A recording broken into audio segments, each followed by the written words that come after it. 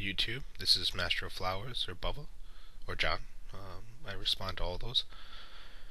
It's just a quick video to explain where Master of Flowers came from, the name, and a quick question to the community. So, what's in a name? Where did Master of Flowers come from? I'm sure some of you already know that, or you have guessed, and specifically some of the older gamers or people who really look into the history of D&D.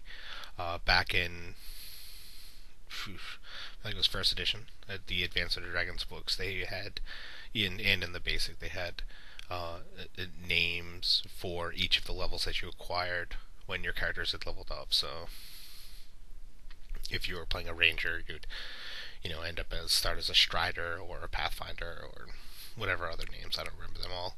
And then when you hit the name level, which was between 8th and 10th level, you'd get like Ranger Lord. Excuse me.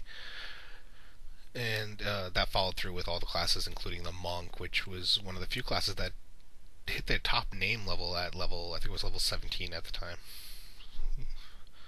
I don't know, I'll have to look it up, and at that level you would get Grand Master of Flowers, and you'd be the top monk, the top dog in the area.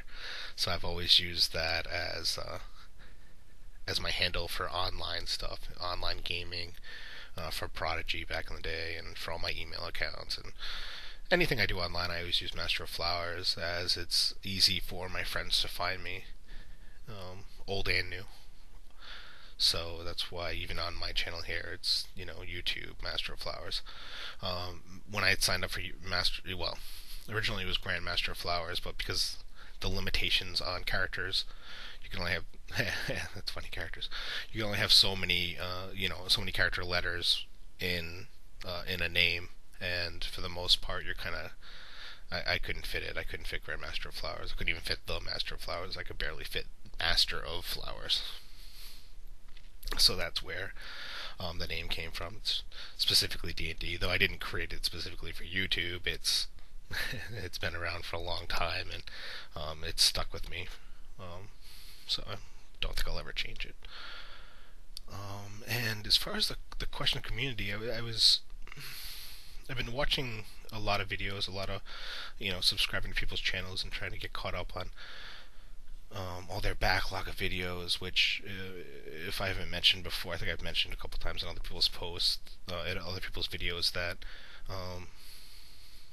at the moment I work in a factory where I sit out of press, and I can just plug in my phone and listen to the YouTube videos while I work. So I'm able to actually, during an 8-hour period, listen to a lot of your videos, and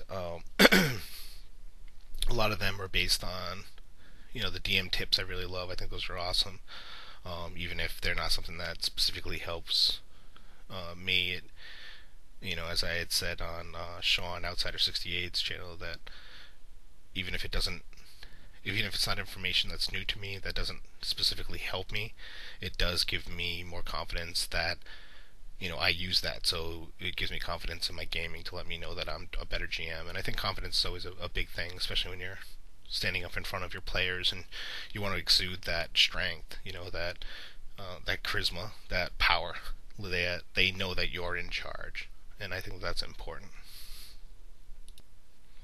Sorry about that, I had to answer the phone. I find that, where was I?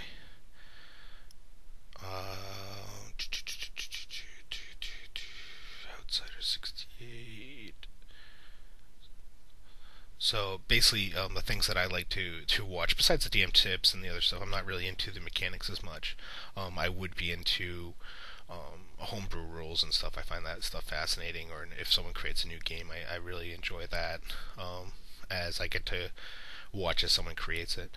I'm really into the creation of settings, and I notice that I'm really looking for not only the creation of settings, but what are people playing now?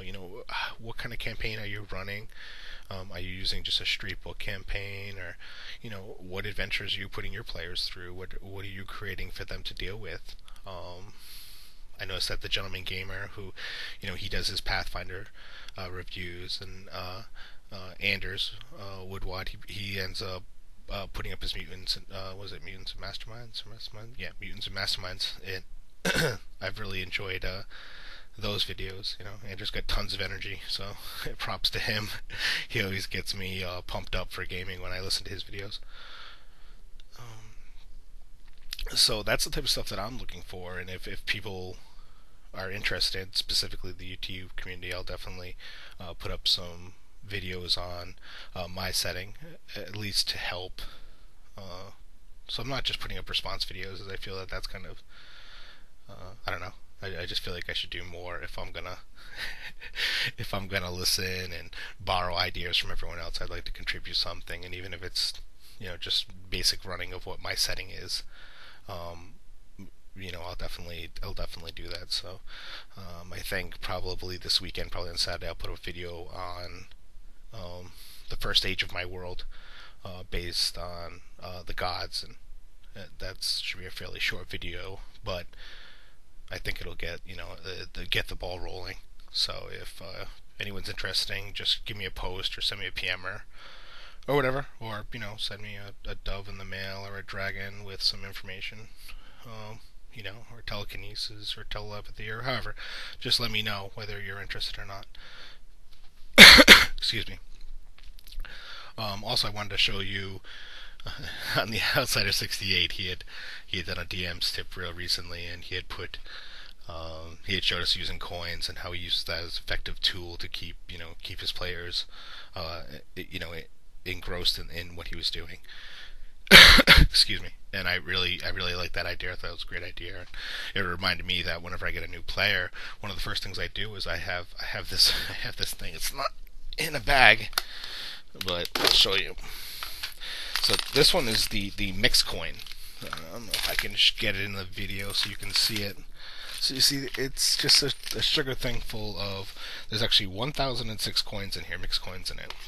It weighs about 25 pounds. It's heavy, yes. So what I do is I take that and I when my new player says, well, I'm going to scoop up the 1,000 coins and put it in my belt pouch and I'm going to head off, I hand them that and I tell them, if you put this on your belt, can you run around with it? Let alone tens of thousands of coins if somehow they came across that amount of gold, or coinage. So I just thought that would be a cool thing, and Sean, thank you for your tips. I really look forward to your DM tips and videos that you put out. I'd like to also thank everyone who's supported me or put it out there. Ander, WoodWWAD, he's been a big person, and he gave me some shout outs, which I really appreciate. It's always nice to have more subscribers to give you their points of views. Samwise7, Tim, Meta Rockwell, the Strolling Bones, Windmark, all of you have, and 23 Penguins, 32 also, Brady. You guys have all made me, really watching your videos and getting the responses from you made me actually put videos up in the first place. So I just want to give you guys a shout out and thank you all. Besides that, hope to hear from you soon. Have a good night.